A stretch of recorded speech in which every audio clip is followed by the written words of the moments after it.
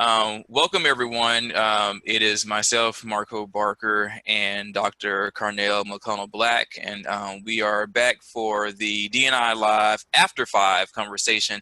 Many of you joined us for an initial discussion about finding your purpose and what that looked like, and we explored a number of topics and really trying to get at the ways in which we think about purpose, and particularly through sort of a diversity and inclusion lens. And so I am so glad to welcome back my colleague, Dr. McConnell-Black. Welcome back.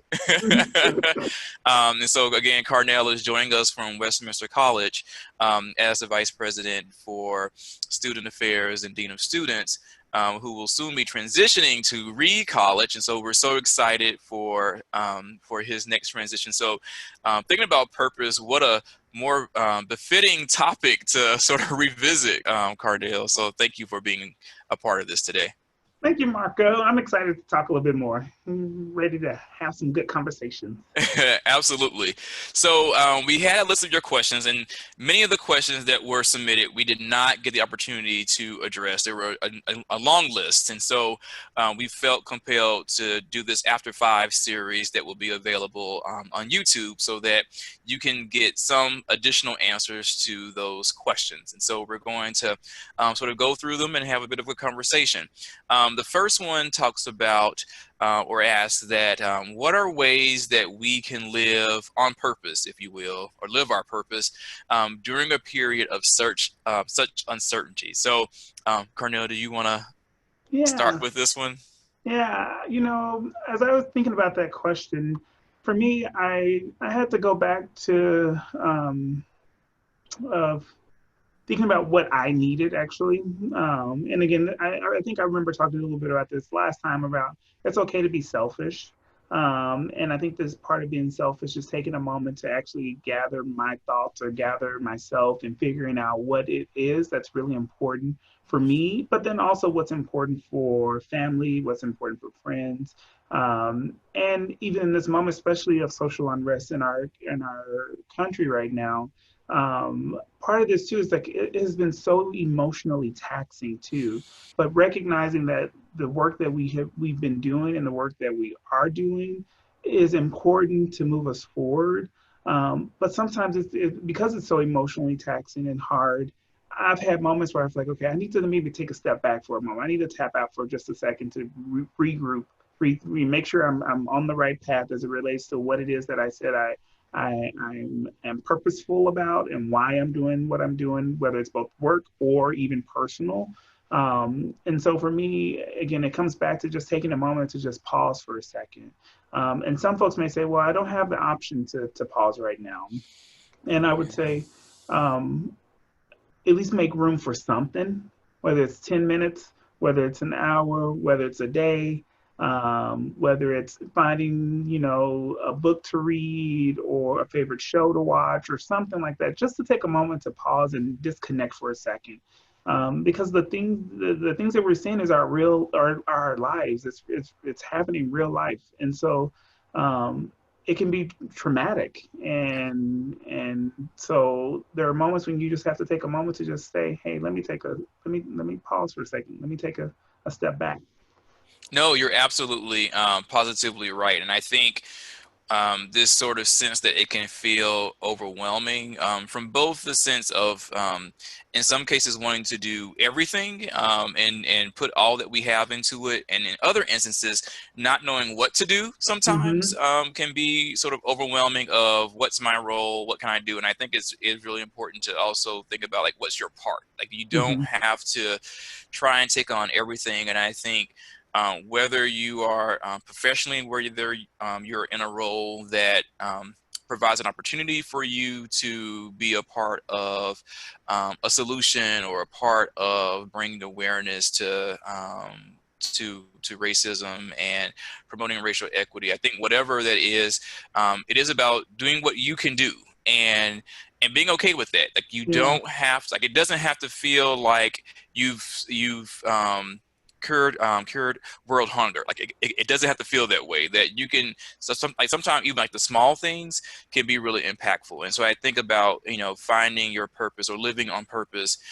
It's about being able, again, to what we talked about early on in the earlier segment, was about finding what you can do, finding what you're good at, what's natural to you, what's a talent of yours, and being able to utilize that, and just really focusing on it, and not, again, getting overwhelmed, because it is daunting, Yeah. and can be really stressful, trying to figure out exactly like how you do it. Yeah. I would also add, I think it's also important to surround yourselves with other folks too who are Mm, also on that same journey, or similar journey, and that way you can also get both that validation saying yes, it's okay to take a moment to stop. Like I can see, like it's not about it's not the race is really a marathon, and so it's going to take, so you got, let's pace ourselves to get there. And if we, I mean, that's the reality of like hundreds of years of systemic oppression and racism in our country. Is like this is not going to get dismantled in a couple of days or in a couple of weeks or even in a year. And so the ways that we have to think about this is how do we pace ourselves to make the work that we think is important. Um, how do we make it happen? And again, it doesn't have to be all at one time, but when you have a good support group and folks around you that can say, hey, like, slow down, slow down. Like, it's okay, slow down. I got you. Like, I pass the baton. Let me get in here and help. Um, so I think that's another way that I think for me to be able to live my purpose, especially when things are just hard and challenging. Like you have to rely on other folks. And again, people may say, well, I don't have other folks to rely on. Like, we don't get anywhere in this world by ourselves. We don't. So there has to be someone that you can connect with, whether it's a mentor, or friend, or a colleague, or a family member, that you could connect with to say, okay, let me, am I going too fast? And they can give you a good checkpoint. yeah, absolutely. The next question is a bit different, slightly sort of different direction. That's sort of more of a in practice. So it asks, how can higher education institutions engage diverse alumni? And the second part of that is, how do you combat resistance to creating groups or communities to provide space for underrepresented students or alumni? Guess I can start, Cornell. Nope, I don't mind. If you don't mind, I don't mind starting, or you can go for it. Either way, so I'll start and then certainly jump in. Right. So I'm very passionate about this. And I think certainly for those who are watching, who are part of higher education, there certainly is sort of a structural piece to this. And so many institutions, if not all institutions, have some sort of alumni office or alumni association, or is typically, some larger institutions, they are their own separate entities. In other cases, it may be part of your institutional advancement offices. And so those are great places to start in terms of having a general idea about the bandwidth and the capacity to be able to do that. I think you'll find that there's some different cases where it could be sort of challenging to figure out, again, who those persons are, how do you start, where do you start. And so, but I think the overall question in terms of engagement has to begin with at least just starting. And you actually have to have a concerted effort that is focused primarily on diverse alumni. I think a general sense of waiting and saying that we'll cast out the net to everyone and we hope to reach diverse alums doesn't quite work that way. And so you have to really think about what can be a concerted effort in terms of what that looks like.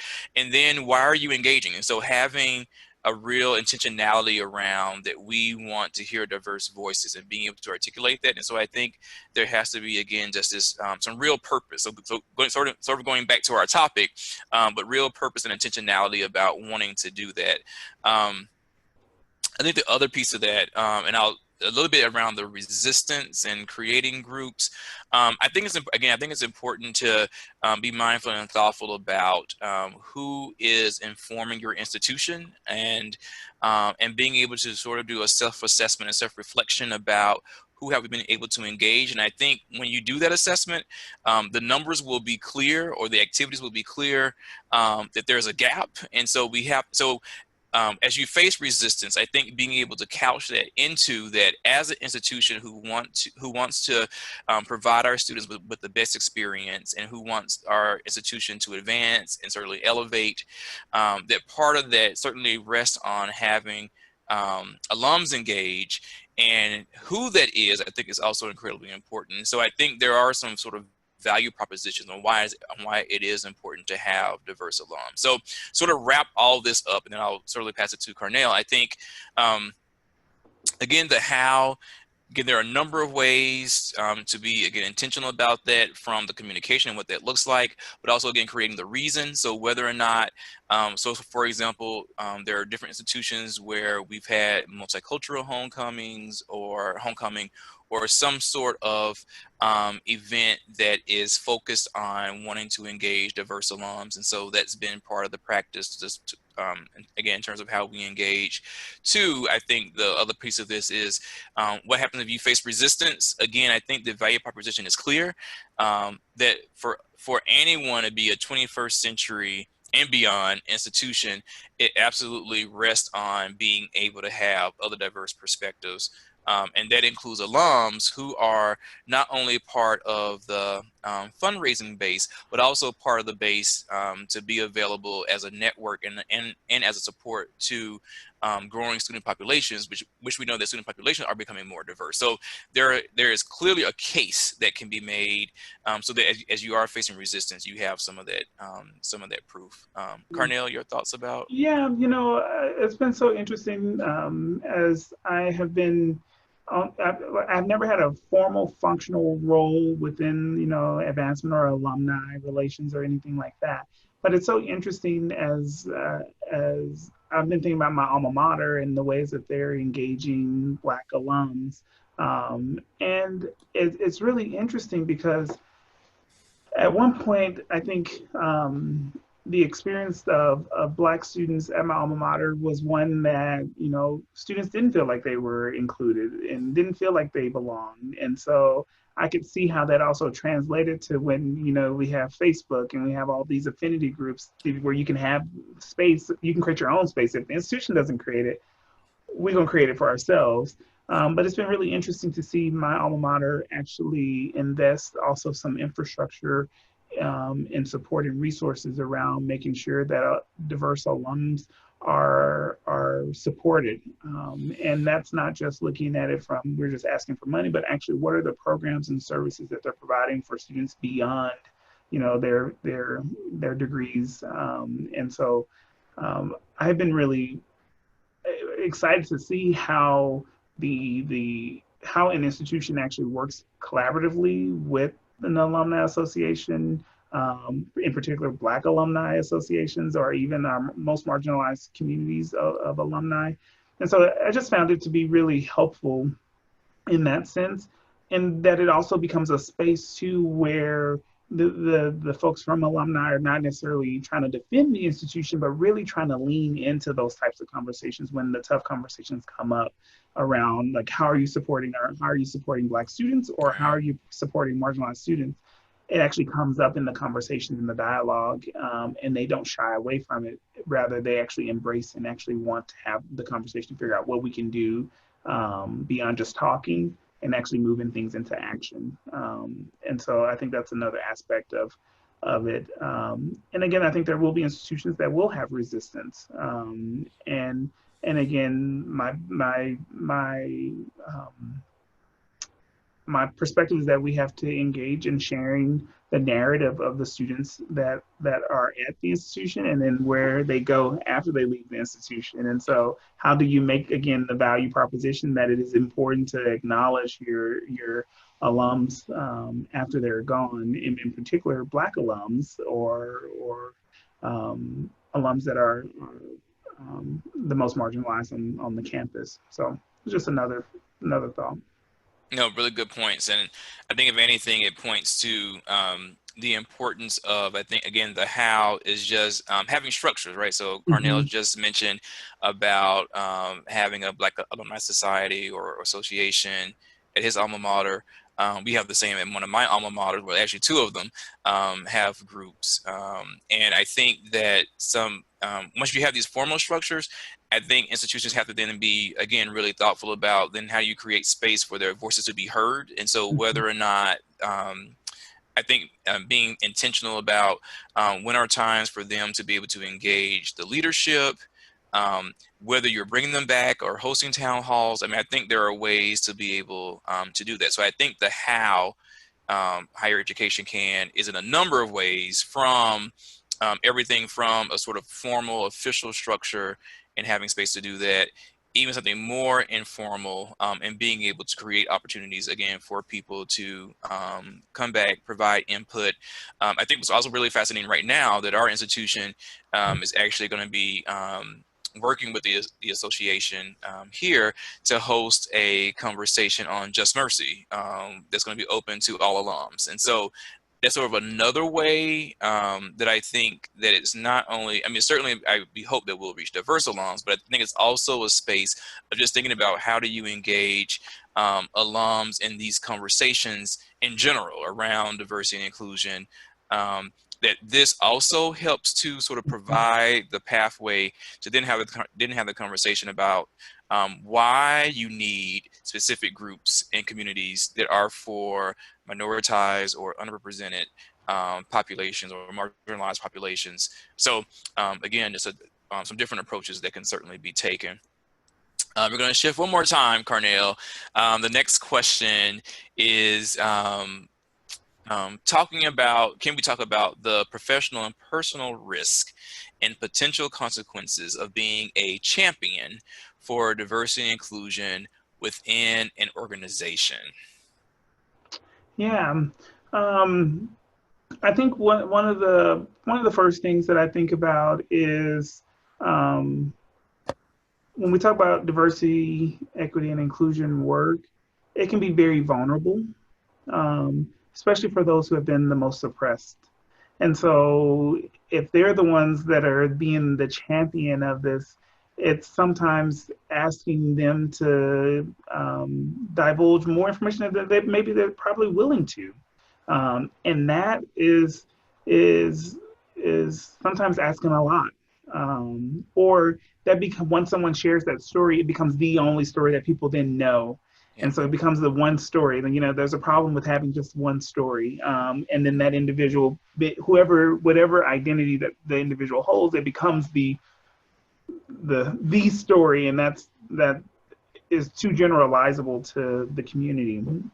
And so for me, I think part of this is they're the professional pieces where folks are always there can be the risk of, oh, Carnell's the person that I always talks about. I go into a meeting and we know what he's gonna say, and people start to tune it out. They become numb to the conversation or the dialogue and don't realize that actually I'm just trying to bring awareness around an issue that we're talking about. That and again, if folks are not willing to engage in it, again, people just tune it out. They're like, oh, it's Carnell again. He's talking about diversity, equity, inclusion work, and we know what he's gonna say or whatnot.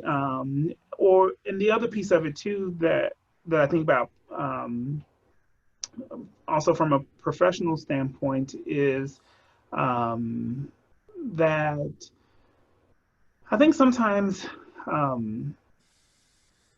we can become taxed so much because we are the champion, and then we become the champion for diversity initiative 1 all the way to diversity initiative 10, and like we're the champion for all 10, and then it's just us doing it, and we're like, where's everybody else that's supposed to be doing this work? I'm left to do it myself, and that's not even my job. Like it's supposed to be, so that's, I think that's one another piece of it. And I think personally, at least for me, I have found moments where um, I have I have been uncomfortable at times personally sharing my own story, and sometimes I don't know, for me, how I I can't remember how I've navigated those things, but I also went back to, okay, how does this help other folks? But again, I feel like I don't want to just have my story out there just to tell the story, but my hope is that when I do share the story or share my story, that people actually have action to it. So for me, the personal risk is that I've shared something very vulnerable to a community that then doesn't do anything with it, or devalues my own personal experience that I've had with something. And that's the part that really hurts, to say, okay, they don't care about my story, or the community doesn't really value it. And so that can take a toll emotionally, I think, on an individual who's championing, this work.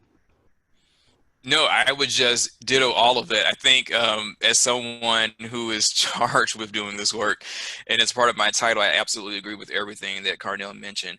I think the only thing I would add is that to the later part of what Carnell was talking about, of just the sort of personal investment it takes to speak up and what that means. And there's also sort of a vulnerability of how people will respond and then how you deal with that, right? So if their response is that they're hearing you, that's great. Sometimes they may not hear you. And so what does that mean for your own sense of self-worth? And so I think it's really easy to begin to question yourself, or wonder if what you're doing is important, Mm-hmm. and to still have the tenacity to still be an advocate, I think is so incredibly important. And then just I would say the additional professional risk is also, I think, as you think about, you may be in positions that your championing is a viewpoint that is not shared by a supervisor or shared by the majority of your colleagues. And so it certainly could place you or position you in a scenario where it's sort of this I versus them, Mm-hmm. and that's also something that can certainly come with this. And so I think that um, those are certainly all the risks. I think there are absolutely opportunities and potential for it to be less risky. So I would offer that I think the way in which you navigate it, so that you do have less risks, is that I found that having conversations with supervisors or team leaders or whatever the case may be, um, prior to sort of getting into a group setting, so that there's more one-on-one and actually a conversation about what championing this work looks like and why it's important to you, and being able to get a sense of how it's important to the unit or to the department or the area where you're situated. And so I think there are absolutely ways to mitigate that risk. I think the other way, sort of the personal risk, is being able to ask the question of, is this a particular instance that is going to call for my investment of my time Mm-hmm. and my energy? And so being able to make those calls, and being okay that you don't have to be the champion every single time. So this goes back to our earlier conversation about living on purpose, and being, Mm-hmm. especially in these times that many people are just dealing with their own emotions and own feelings, and trying to manage and cope in what's happening right now nationally, with a number of protests and demonstrations around Black lives. That I think it's even more critical that you be thoughtful and reflective about when and how you champion, and how it is going to sort of best serve your own physical and mental well-being too, is one way to sort of mitigate that. Other thoughts you had, Carnell, about? Nope, I think you added some good stuff there. When you're living it, I tell you, it's something that you have to be thoughtful about, and it's not always easy being the champion. And so I recognize that I've been fortunate to be in spaces, and I think we've probably both been in spaces that being a champion was relatively well received, right? And but I know that for some people, they really are sometimes like the sole person. And so I just know that they can be defeating if you don't sort of have a mechanism to be able to sort of protect yourself in those moments. That actually, you bring up another thing that maybe that kind of spurred a thought for me was, Yeah. you know, at at institutions, there are sometimes that at an institution level, you're supported and you can navigate things, but maybe at the department level or the individual unit level, it looks different. And so, yes, the institution may be saying these things, but then there's the disconnect between what the department is doing. Yes. And then sometimes it's, and I would say, oftentimes it's the reverse where the department is like, oh, we got you, we're going to support you, we're going to push through, we have your back, and the institution doesn't. And so it's really interesting to see how folks champion, this work from those particular spaces. Yeah. And again, it goes back to what you're saying. You get to pick and choose. I mean, you get to pick and choose. Like everybody else gets to pick and choose. You get to pick and choose too what you champion and don't champion. And especially if it's not something that's written in your job description, like there's opportunities for you to say, no, I can't take that on right now. That's just not, I don't have the capacity physically and emotionally to champion this right now. And maybe you need to go find somebody else. Yeah, absolutely. No, you're absolutely. I've seen that, and it's even happening in cases, where there's sort of this disconnect in the infrastructure of the institution, where it's coming from on high, but it's not quite translated down or filtered its way down, and so people find themselves sort of stuck. And so, and I'll also want to circle back and connect this to what you mentioned earlier, Carnell, was around having people in your corner or a network of people or a community of people who are also on the same page as you. And so sometimes when you find yourself in those positions, while we may not even necessarily have the answer that's right for you, I hope that those of you who are watching are able to find communities or a part of communities that are having these conversations so that you don't necessarily feel alone. Is also a really great way to get advice of how other people may be navigating it that could also certainly help you. So our last question that we're going to discuss today is in your wheelhouse, Carnell, about student affairs professionals. And the question is, how can student affairs professionals better help students during these uncertain and I think we would even say times of heightened tension? Yes. How do Yeah. we help our students? I come from this space of saying our students' experiences need to be honored and valued. And I think the perspective of, as professionals go in and say, oh, I know what needs to happen, I know what we need to do. Whatever we thought we knew is different right now. Given the context, given the environment, it's different. So you need to listen. I think that's an initial first step is like, okay, listen, what are your students sharing? What are they saying? How are they moving about campus in a different way? When you're in the dining hall, or if you're on a Zoom call with your students, what are the things that are coming up? And it's not always about the business stuff. It's not always about we need to get these projects done or these tasks done, or you have a conversation or a one-on-one with the student from even the academic standpoint, and other things are coming up in the conversation. Those are important moments to actually ask, how can I support you? What can I do to ease the burden a bit? And I think this is actually coming back to some of the conversations that I've been having here on my own campus, but also that we're going to be having actually a little bit more formally next week, is around this idea of going back to, it's no longer business as usual. Like, so the way that we're having conversations with our students before all of this looks very different now. And so if you're still using the same things and the same mindset and the same approach, without having the new filter of what's going on right now, you're going to miss the mark on how to actually provide support to students. And so, I think your first step is really having those conversations, listening, and also listening for what isn't said. I think is another piece too. So that I think was one piece of it, and then offering the space. I think that's the thing, is being able to offer space and support for students. So that when they're ready on their terms to engage, they will. But to be able to say, we have the space here for you, or here are the resources for you. When you're ready, you let me know, because again, they're managing all this other stuff too. So our time schedule looks very different than their time schedule right now. So again, we have to take a step back and reassess the ways that we've engaged with our students prior to recognize that there are new ways and other things that are preoccupying our students' minds. And we have to be in tune with what those things are. And if we don't know what those things are, we need to be doing some research and figuring out why we don't know them.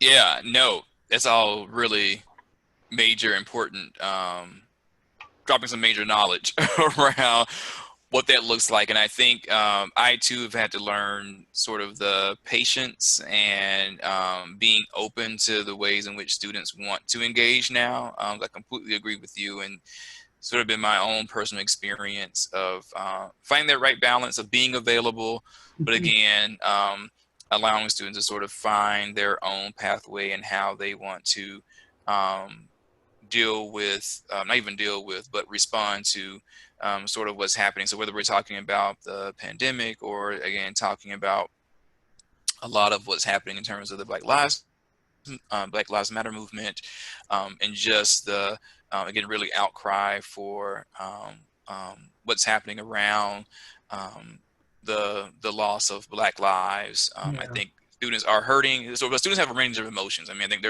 I talked with some students the other day, and one student said they were optimistic, and another student said they were just completely exhausted and didn't know what else to think.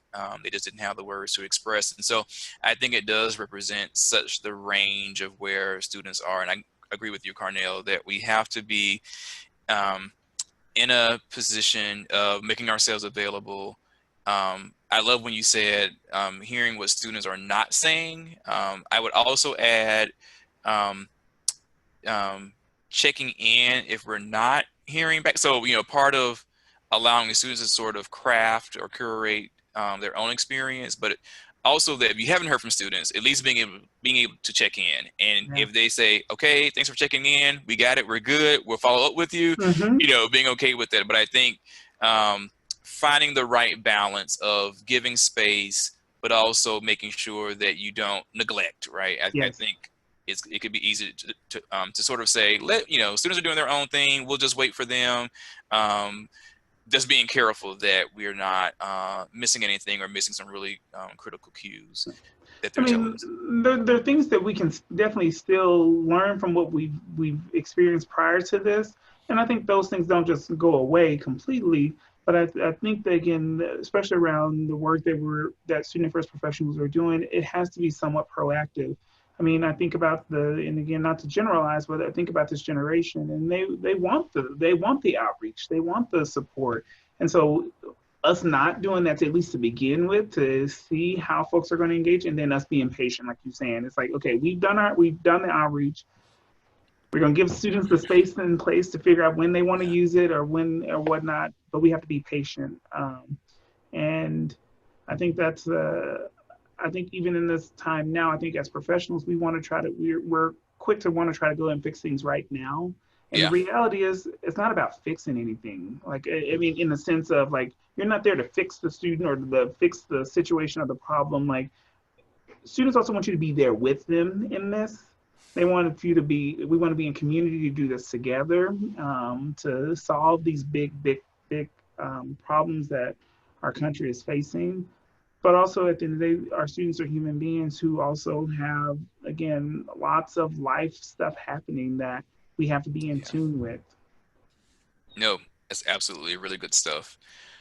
Well, Carnell, we are at the end of our time for the After 5 chat. And so I just want to say that I'm so appreciative to you to providing this additional time to hear more of your reflections. I think I certainly took, even in our short time together, took some things away that I'm going to be applying and thinking about and continuously processing. And so thank you. Of course. I'm so glad that I had an opportunity to do some follow-up with you. And I'm so appreciative of the work that you're doing, and the work that folks are doing around, their campuses. And I say, keep up the good fight.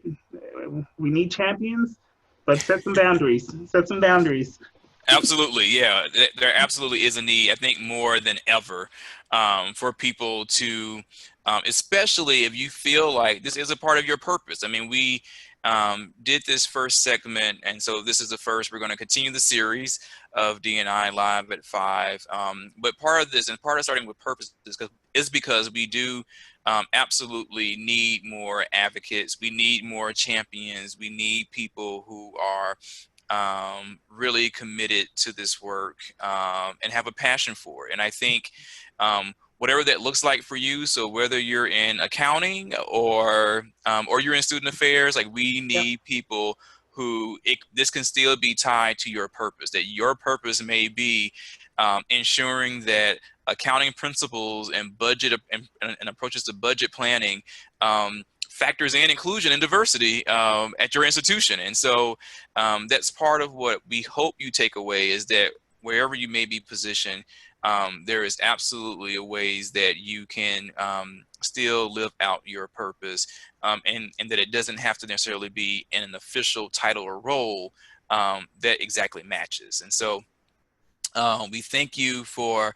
watching this segment, and you can always visit diversity.unl.edu to learn about future D&I Live at 5 topics. So with that, we're signing off. Again, Carnell, thank you, and I certainly look forward to hearing great things on your future endeavor at Reed College. Thank you, Marco. Alrighty, take care.